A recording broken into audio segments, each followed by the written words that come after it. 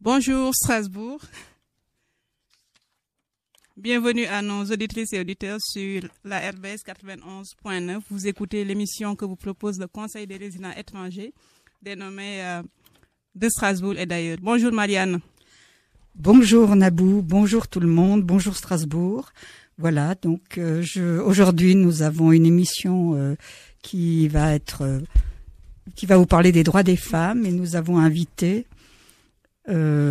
plusieurs invités. La première, c'est une représentante d'Oser le féminisme, Christelle Wider, et après il y aura Marilène. Je vais tout de suite introduire le propos puisque c'est droits des femmes et égalité toute l'année, mais bon évidemment le mois de mars est un petit peu plus chargé, donc on en profite aussi au Conseil des résidents étrangers qui comporte des étrangères, n'est-ce pas? Alors, nous allons parler des droits des femmes, comme l'a si bien dit Marianne. Donc, égalité homme-femme. Sans tarder, nous allons mettre la chronique à Eric. Un homme qui va nous introduire l'égalité des droits des femmes avec son point de vue. Vous voyez qu'on est très large et très mixte. Oui. Ou on finit par ça peut-être. Oui, peut-être. On a quelques petits soucis techniques. Notre technicienne préférée étant malade, mais ce n'est pas grave, on va assurer quand même. Oui. Donc je vais peut-être commencer par demander à Christelle Wider qu'est-ce que c'est que ce sigle OLF, Oser le féminisme. Christelle, à vous la parole. Oui, bonjour, merci de m'avoir invité à parler sur cette antenne. Donc, Oser le féminisme est une association qui existe dans toute la France. Il y a une vingtaine d'antennes locales, comme la nôtre ici à Strasbourg. C'est une association qui défend les droits des femmes et qui les promeut. Une association qu'on peut qualifier de généraliste, puisque nous mettons plusieurs combats en avant, comme la lutte pour l'accès à la contraception, pour l'égalité salariale, contre les violences faites aux femmes, pour une éducation non sexiste. Voilà, les sujets sont très vastes, très larges, et on essaye d'être réactive également à l'actualité. En effet, il y a du boulot, hein, et dans différents domaines. Donc, je vais rebondir déjà sur la question du travail. Hein, Tout le monde sait que le sigle et la loi européenne depuis quand même pas mal d'années à travail égal, salaire égal. Ce n'est pas tout à fait vrai encore, ni en France ni nulle part dans le monde. Sans parler de l'immense chantier de l'égalité des droits de notre démocratie sociale adopté déjà en 1958. Le droit à l'éducation, au travail rémunéré, à l'espace public, à la sécurité domestique, bref, de l'accès à une culture de l'égal respect des êtres humains au féminin comme au masculin, ou de quelque genre que ce soit. On est encore un peu trop dans un droit, une culture de femme-objet, comme on a pu l'entendre tout au long de l'année 1917, notamment en ce qui concerne enfin la prise de parole des femmes qui ont libéré cette parole et qui ont dénoncé des violences dont on n'imaginait peut-être pas encore l'ampleur ni l'existence toujours actuelle. Si vous avez peut-être fait des actions là-dessus il n'y a pas longtemps. Alors, en ce qui concerne l'égalité salariale, comme vous l'avez souligné, c'est juste. Ce sont des droits qu'on considère comme acquis. Il est écrit dans la loi depuis de nombreuses décennies que les femmes ont droit à l'égalité salariale. Et il y a ainsi de nombreuses lois qui protègent aussi la dignité des femmes, leur image, qui sont censées aussi les protéger contre la précarité et les violences. Mais on retrouve ici la très bonne campagne menée par la ville de Strasbourg, avec un hashtag que vous avez peut-être pu voir circuler, droits acquis, mon œil. Et donc, c'est une manière de dire que, certes, les luttes féministes des dernières décennies ont abouti à un gros travail législatif, mais maintenant, on est encore en train de constater que leur application n'est pas généralisée et surtout que les mentalités ont encore et toujours besoin de progresser cette année encore en 2018. Et comment faites-vous pour faire progresser les mentalités? Je voudrais un peu revenir sur votre association, puisque OLF, c'est pas un petit peu racoleur, oser le féminisme de nos jours? Alors, je dirais même au contraire, lors de nos réunions, le mot féminisme, eh bien, il est assez fréquent qu'on nous demande pourquoi on s'obstine à garder ce mot qui est un petit peu clivant. Tout le monde n'assume pas forcément ce mot facilement puisqu'il est chargé de préjugés qui sont parfois négatifs. Nous, on y tient beaucoup parce que c'est une forme d'hommage aussi à toutes ces femmes qui sont battues dès la fin du 19e siècle pour conquérir de nombreux droits. Donc on tient beaucoup à ce mot, et je crois que dans oser le féminisme, c'est se oser, c'est une façon de donner du courage à une nouvelle génération et d'offrir l'opportunité à une nouvelle génération de s'emparer des combats féministes et surtout de dire qu'ils sont toujours nécessaires aujourd'hui. Et depuis combien de temps votre association a des femmes qui osent? Alors l'association est née à Paris elle est née à Paris en 2009. Il y avait à ce moment-là des menaces sur plusieurs centres de planning familial, des subventions qui étaient en baisse, et donc un noyau de quelques femmes a décidé d'agir. Et donc depuis 2009, l'aventure se poursuit avec la création de l'antenne strasbourgeoise en 2012, et donc une association qui ne cesse de grandir et aussi qui a une certaine présence dans les médias, presse, télé, radio, et donc qui fait entendre sa voix. Et à Strasbourg, par exemple, vous avez beaucoup de membres qui osent? Oui, alors nous avons une petite équipe d'une dizaine de personnes qui organisent, qui planifient, qui coordonnent et qui communiquent au sujet de cette association. Il y a chaque année entre 40 et 50 membres qui nous rejoignent, mais aussi de nombreux sympathisantes qui se mobilisent lors de nos réunions, cas féministes, et aussi des diverses manifestations que nous avons organisées ces dernières années. Donc effectivement, Strasbourg est une ville féministe. Il y a d'ailleurs d'autres associations avec lesquelles nous travaillons en collaboration, et donc nous sommes fiers d'être dans une ville aussi dynamique et qui met le droit des femmes à l'honneur de façon aussi visible. Et alors, qui peut venir adhérer chez vous? Alors, tout le monde peut venir à nos réunions. Donc nous recevons toujours avec plaisir des jeunes filles, des lycéennes qui ont entendu parler de féminisme au lycée, et nous recevons aussi des personnes donc ça va de 17 à 77 ans, donc aussi bien des hommes que des femmes d'horizons très divers, et c'est toujours très très riche de pouvoir échanger sur ces sujets à travers les générations, à travers les origines, à travers les parcours.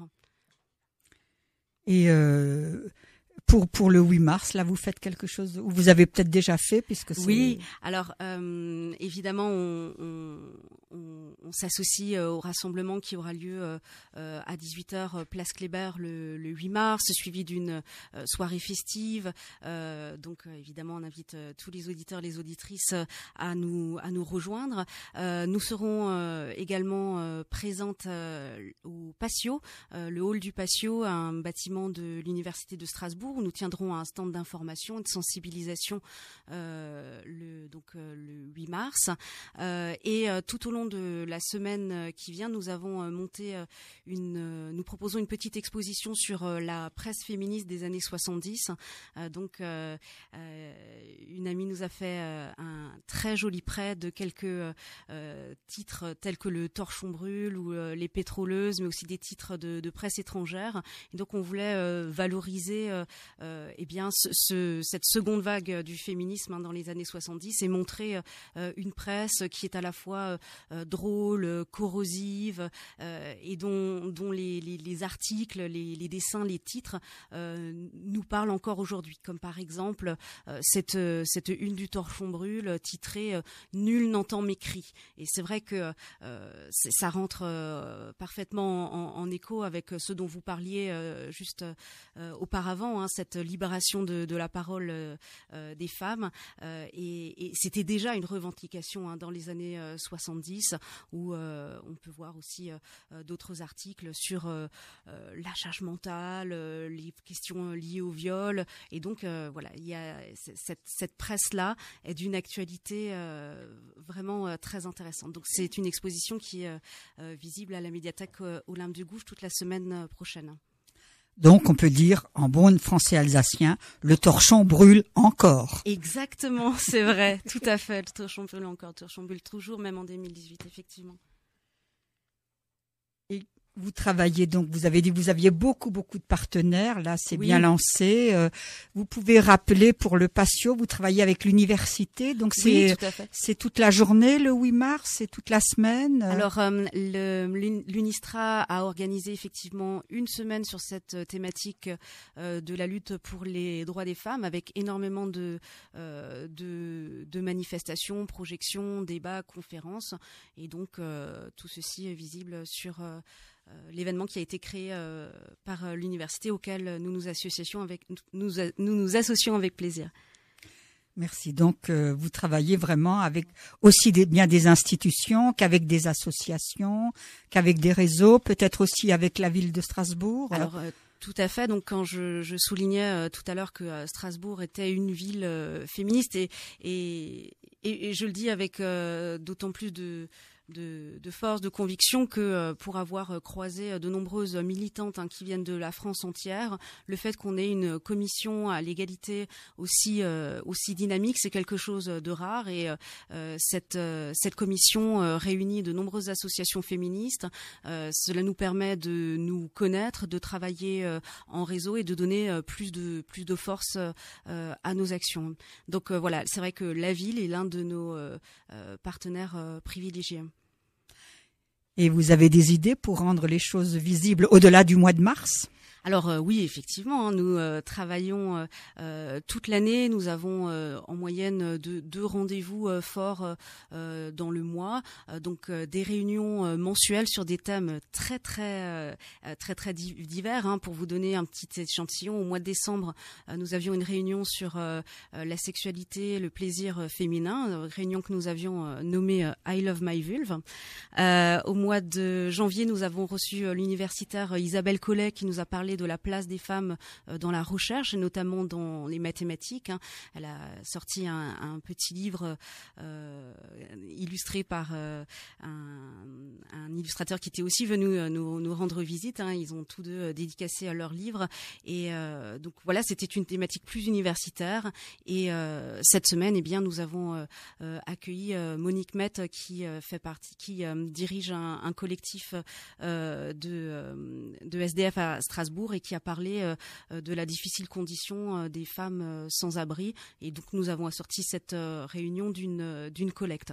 Donc voilà, ces réunions ont des thèmes très divers et les cas féministes, eux, sont des moments plus conviviaux où nous discutons souvent à partir des expériences personnelles des personnes qui viennent nous voir, du sexisme qu'elles peuvent voir dans les transports, dans la rue, dans le milieu de travail, dans leur famille, dans leur vie de mère et de femme en général. Donc c'est plutôt un moment d'échange, d'écoute.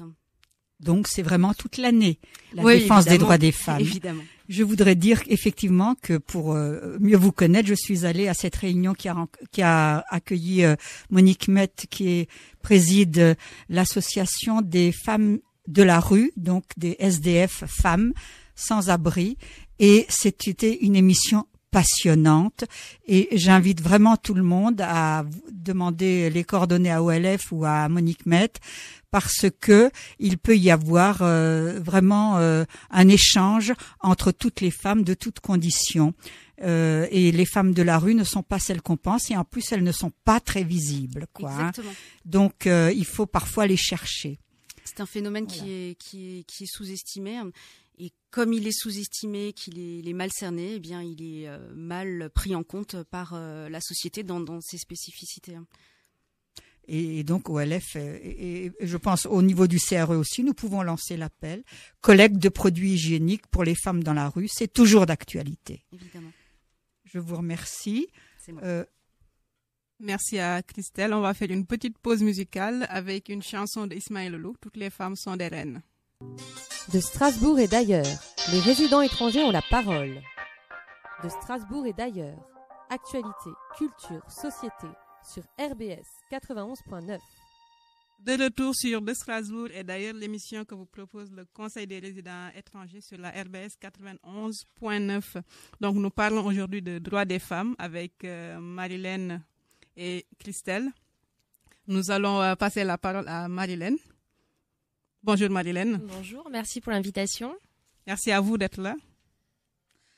Marilène, vous avez choisi de vous intéresser à ces questions d'égalité femmes-hommes.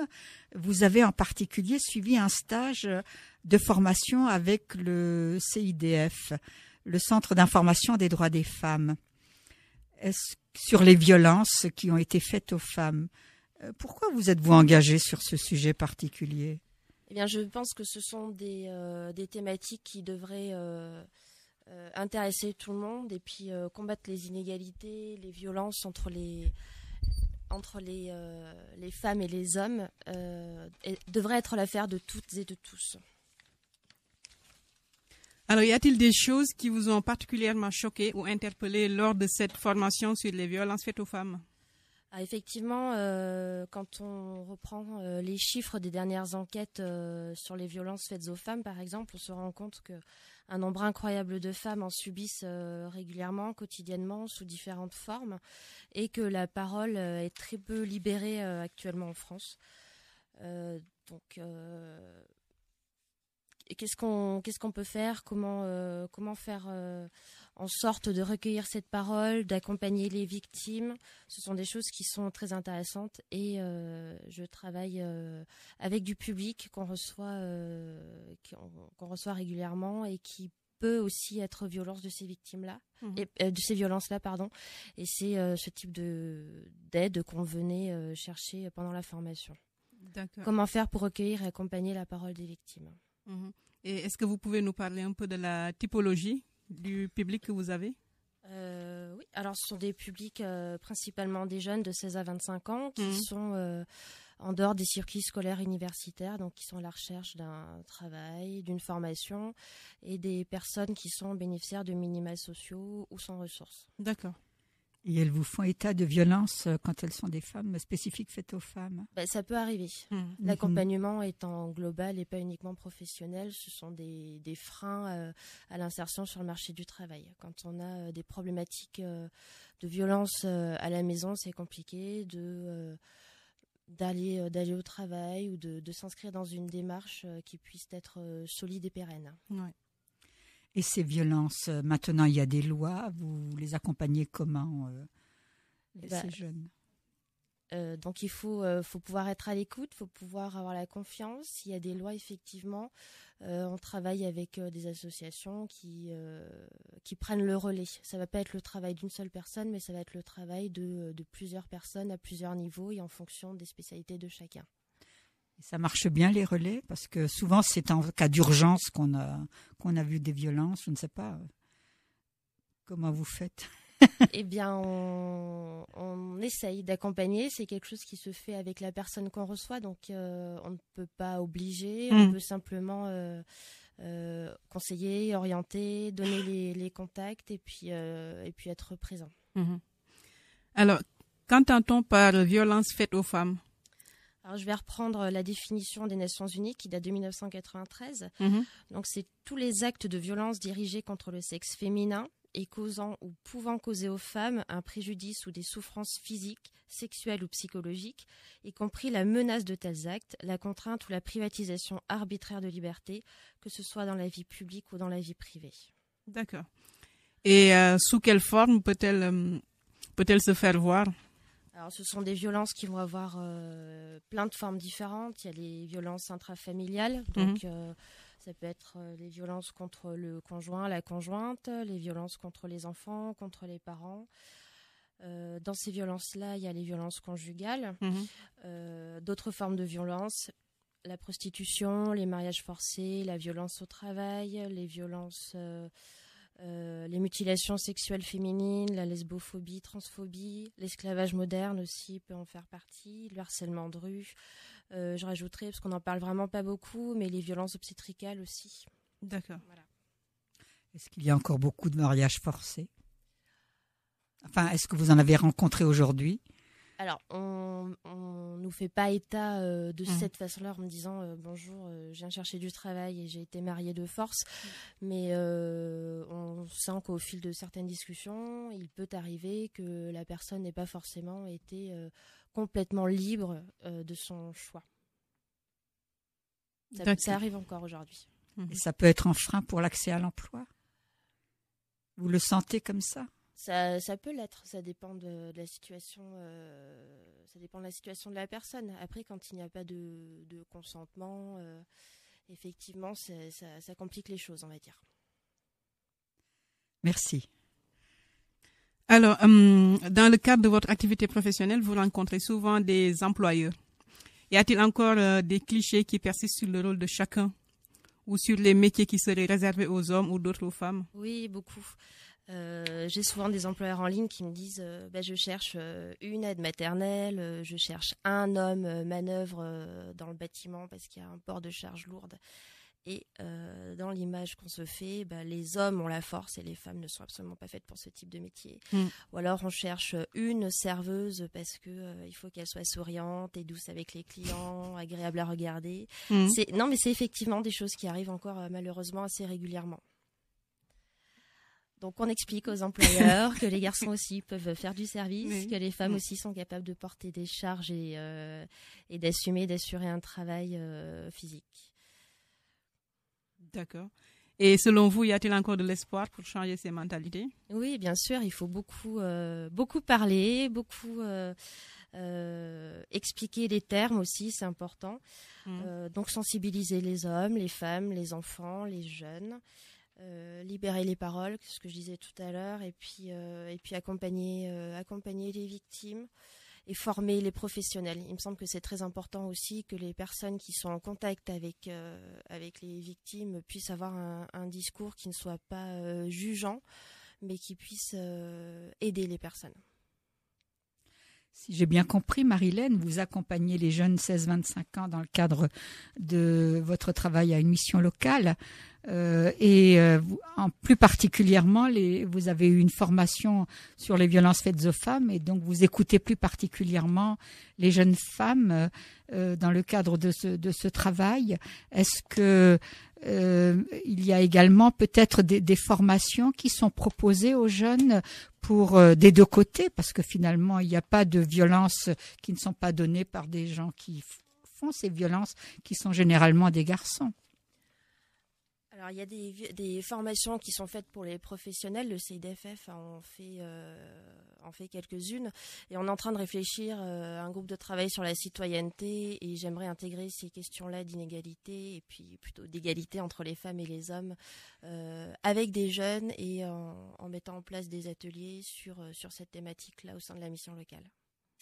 Merci beaucoup, Marilène. Merci. Alors, j'ai une dernière question à vous poser, qui sera peut-être un petit peu plus personnelle. Comment vous, Marilène, d'ailleurs je la poserai aussi à Christelle tout à l'heure, vous êtes arrivée à vous intéresser à ces questions des violences faites aux femmes dans votre parcours personnel ou professionnel? Ça fait plus d'une dizaine d'années maintenant que ce sont des questions qui m'intéressent de près dans la vie privée, pas forcément au travail. J'ai fait pendant mes études, alors c'était pas un stage, mais c'était un travail avec SOS Solidarité Femmes à Belfort. Donc premier contact professionnel, on va dire, et ce sont des questions qui m'intéressent depuis très longtemps et je pense qu'il y a vraiment un combat à mener qui n'est pas terminé et on le voit avec les actions les actions des différents acteurs et l'importance que ça a encore pour donc lutter contre les inégalités et ainsi réduire aussi les violences. Merci beaucoup. Alors, Marie-Hélène, la ville de Strasbourg a mis au point une campagne de publicité, #égalité mon œil. Que pensez-vous de cette initiative? Ce sont des initiatives, de bonnes initiatives qu'il faut continuer, mettre en lumière les inégalités, les faire appliquer, parce que c'est ce qu'on disait tout à l'heure aussi, il y a la loi qui bouge, il y a des choses qui bougent, mais il y a aussi l'application concrète, et on se rend compte que sur le terrain, ce n'est absolument pas le cas encore. Donc, d'avoir des témoignages, c'est ce qui va nous faire aussi ouvrir les yeux par des petites choses très concrètes. D'accord. Et peut-être une dernière question. Eh bien, pour Marie-Hélène, oui. Je voulais lui demander quelles sont les perspectives qui seraient à développer au point de vue justement de l'accompagnement des jeunes, et qu'est-ce qu'elle attendrait d'une nouvelle formation professionnelle pour justement approfondir bien davantage encore ces questions et lutter contre ces inégalités qui sont quand même persistantes. D'une part, au niveau de l'égalité professionnelle, on sait très bien qu'il y a encore un plafond de verre de 20% d'inégalité salariale, mais on sait davantage depuis ces dernières années, depuis particulièrement 2017, à quel point, si on veut occuper des postes, disons, un peu d'ambition et de pouvoir, il y a lourdement des casseroles qui s'accrochent aux jambes des femmes, etc., de manière à ralentir leur progression. Plus on s'élève dans la hiérarchie, dans la médiatisation, plus les difficultés, les handicaps, les obstacles s'accumulent pour les femmes. Ou alors, pire encore, ce qu'on a vu avec l'affaire Weinstein, pour y arriver, il faut qu'elles redeviennent des objets. Je pense que ce sont les femmes qui doivent, dans un premier temps, se rendre compte des inégalités qu'elles subissent, ce qui n'est pas toujours le cas, et je pense notamment aux jeunes. Il y a des comportements qui sont tellement ancrés et tellement banalisés qu'on ne s'en rend pas forcément compte. Après, ça va être par la sensibilisation aussi des jeunes hommes. Et puis... On est en train de travailler dessus. Donc, quelles actions concrètes, je peux pas encore vous dire. On est en train de travailler dessus et on aimerait associer des jeunes justement pour que ça ait le plus de sens possible. Et peut-être Christelle a aussi son mot à dire sur cette question-là de travailler des deux côtés chez les jeunes. En lien avec l'égalité dans le monde du travail. Oui, alors dans un premier temps, et c'est d'ailleurs l'une des promesses du président, on attend de voir comment ça va se déployer dans les faits.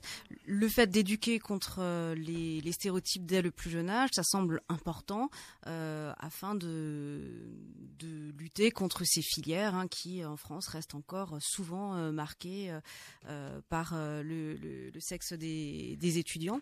Donc, lutter contre les stéréotypes dès le plus jeune âge, ça c'est certain. Mais on peut aussi interroger d'un autre côté le monde du travail, c'est-à-dire que le fait de pouvoir concilier une vie de travail et une vie de famille dans un projet de société égalitaire, ça devrait être une préoccupation qui profiterait à tout le monde, aussi bien les hommes que les femmes. Donc une égalité au foyer, une égalité au travail, c'est des choses qui devraient être complémentaires et pensées dans une continuité, voilà, pour permettre à tous et à toutes de concilier carrière et vie de famille. Vous avez cité notre président. Je vais quand même faire une petite pique parce que il a dit qu'il déploierait des moyens. Bon, en regardant bien entre les subventions et tout, les moyens déployés sont coordonnés, mais ils n'ont pas l'air d'être très plus importants que précédemment, d'une part, et une toute petite pique parce que bon, en tant qu'ancienne chienne de garde et contre la meute et les pubs sexistes, on a toujours défendu l'écriture inclusive. Ce que le président a négligé, on va dire. Oui, alors effectivement, il est alors loin de nous l'idée de croire à toutes les promesses, parce qu'après tout, on avait été enthousiasmés par de précédentes promesses, notamment ces fameux ABC de l'égalité, qui était un programme de lutte contre les stéréotypes dans l'éducation nationale. Il a été balayé suite à des mouvements réactionnaires, la fameuse manif pour tous. Donc ces plans-là ont été des promesses depuis longtemps. Cette promesse revient. On accueille évidemment ça avec prudence, d'autant que les budgets sont pas là, comme vous l'avez dit. Donc rien n'est jamais acquis. Non, voilà pourquoi on doit continuer à lutter, évidemment. Et votre parcours personnel par rapport à cette lutte, vous pouvez nous dire un petit peu comment vous êtes arrivé à OLF Oui, alors moi, de toute évidence, le déclic, ça a été de donner naissance à une petite fille et de se rendre compte que dès le berceau, voire même avant, à l'époque, je disais que les choses étaient très compartimentées, que les enfants, voire même les embryons, étaient conditionnés. Aujourd'hui, voilà, c'est ce qu'on appelle le fait que les vêtements, les jouets, la décoration, tout est genré. C'est-à-dire que quel que soit l'objet qu'on veut acheter pour un enfant, eh bien, il porte la marque voilà, de la petite fille, du petit garçon. Voilà, hier encore, je voyais dans les rayons des biberons. Alors, il y a le biberon Hello Kitty, le biberon Cars. Quand on ouvre un magazine de décoration pour enfants, on peut voir une chambre réservée aux petits aventuriers dans la jungle, et on souhaite aux petites filles de faire de passer de douces nuits étoilées avec toute la décoration Parme et rose tendre qu'on imagine autour de ça. Donc que ce soit les médias qu'on propose aux plus petits, leur habillement, tous les objets qui les entourent sont marqués par ce que c'est d'être une petite fille et un petit garçon. Voilà. Moi, je trouvais que les choses étaient construites avant eux et ne laissaient pas vraiment la liberté aux enfants d'aller vers ce qui leur plaît. Donc je trouvais ça très fort, et c'est vraiment ce qui m'a fait réagir, donner l'envie d'agir pour que voilà, elle connaisse un monde dans lequel elle pourra se construire en tant que personne de façon libre et peut-être moins marquée par ces stéréotypes. Donc c'est une sorte d'assignation au genre oui, tout à fait. Qui empêche le véritable choix, quoi. On est ou genre garçon ou genre fille.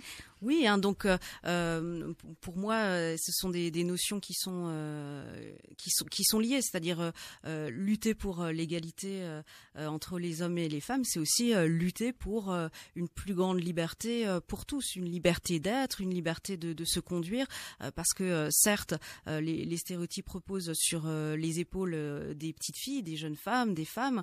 Il y a des injonctions à la beauté, des injonctions à être une bonne mère, etc.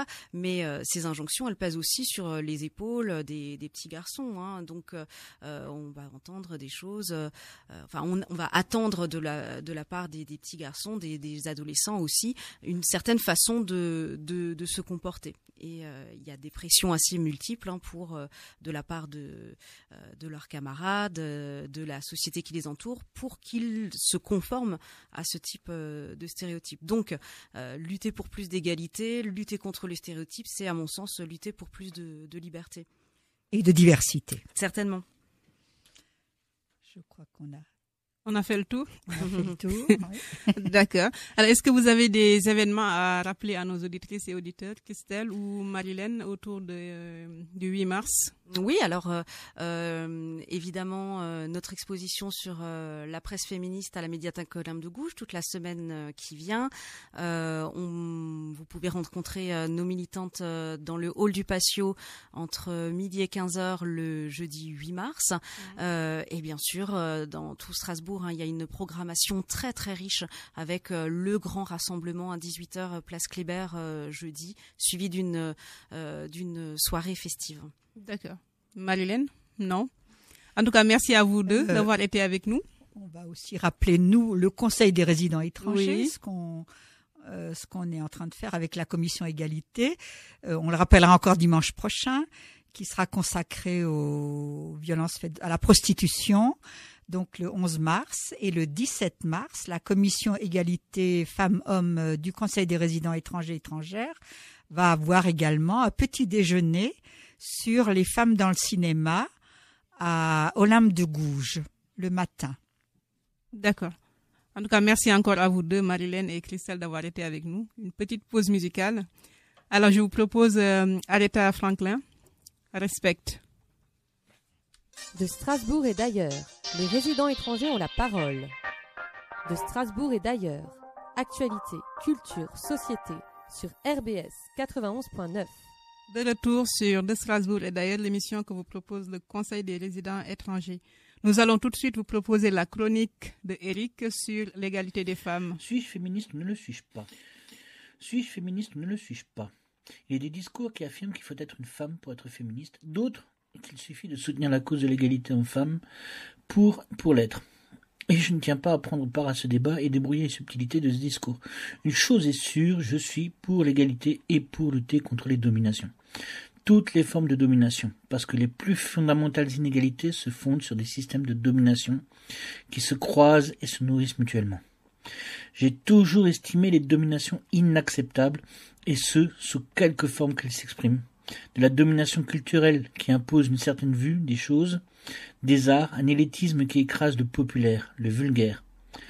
Une déchirure que symbolise à la perfection notre bébelle nationale, un acteur qui a commencé sa carrière dans la très cultureuse nouvelle vague et a glissé peu à peu vers un cinéma plus populaire, donc moins élitiste. De fait, si on se dit fan de Belmondo, il faut préciser que Belmondo, lequel? Pour savoir de quel milieu on est et de quel milieu on se réclame. Qui est capable de dire qui a plus marqué le cinéma français entre Jean-Luc Godard et Henri Verneuil? Ces deux réalisateurs n'ont pas démérité des éloges qui leur ont été faites. Pourtant, les publics qui fréquentaient les salles de ciné pour aller voir leurs films étaient déchirés par le partage social. D'un côté, une aristocratie bourgeoise qui se montre condescendante envers une masse de prolétaires se contentant de peu. Ou apparemment de peu.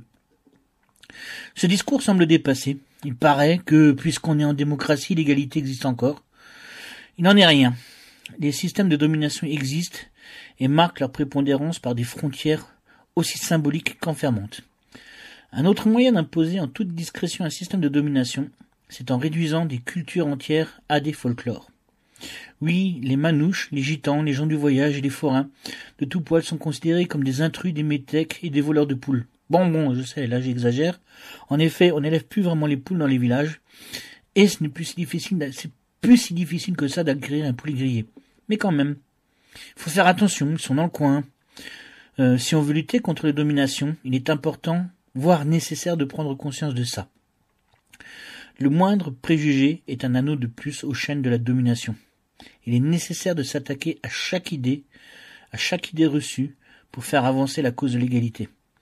Des conneries du genre les manouches sont des bagarreurs dans les quartiers, ce sont les bandes qui règnent. Les syndicalistes attendent le couteau entre les dents. Et je passe sur les partis pris néocolonialistes de tout genre. À l'heure actuelle, on domine dans le silence par des images d'Épinal et des jugements préfabriqués de toutes pièces. Quand on a passé une partie de sa vie à comprendre et à lutter contre les préjugés et les systèmes de discrimination qui en découlent, il est difficile de s'entendre dire que par notre attitude, nos discours et nos propres préjugés, on renforce l'existence d'un système de domination. Ce n'est pas évident de s'entendre dire que par son attitude machiste, on fait perdurer le système patriarcal. Et c'est pourtant le cas. Mon éducation m'a mené à penser que c'est l'homme qui amène l'argent au foyer, à me demander qu'est-ce qui a amené cette bonne femme au poste de chef, que les femmes dans une équipe ça apporte un peu de douceur, qu'entre mecs les relations sont plus faciles parce que si on s'embrouille on se fout sur la tronche et on se réconcilie derrière une bière, qu'une femme qui se promène en mini-jupe est une... Vous avez compris, pas la peine de citer tous ces exemples in extenso, ou toutes les blagues les plus salaces qu'on a pu apprendre de nos pères. De nos pères, P-E accent grave R-E-S, pas P-A-I-R-S, encore que. Et pourtant, c'est un travail absolument nécessaire à faire. Il nous faut remettre en question cette éducation et la révoquer définitivement. Ne vous inquiétez pas, messieurs, vous n'y perdrez pas votre virilité. En fait, on reste à peu près le même, un peu plus serein dans ses relations avec autrui. On finit par y gagner parce que les relations hommes-femmes vont dépasser les relations de séduction. Et on se rend compte qu'on peut entretenir des relations d'amitié avec l'autre moitié du monde. Allez, je ne fais que vous proposer 2 fois plus d'amis contre le rejet de quelques mensonges reçus de notre éducation. Un coût finalement bien infime en regard de ce qu'on gagne. En fin de compte, que je sois féministe ou pas, je reste pour l'égalité de tous et de toutes, et reste déterminé à lutter contre les préjugés, quels qu'ils soient. J'espère être égalitariste, même si le travail reste en cours. De Strasbourg et d'ailleurs, les résidents étrangers ont la parole. De Strasbourg et d'ailleurs, actualité, culture, société, sur RBS 91.9. Alors, je vais laisser la parole à Tata Marianne qui va nous faire un petit billet pour terminer en beauté notre émission sur les droits des femmes. Un petit billet qui va retourner au XXe siècle.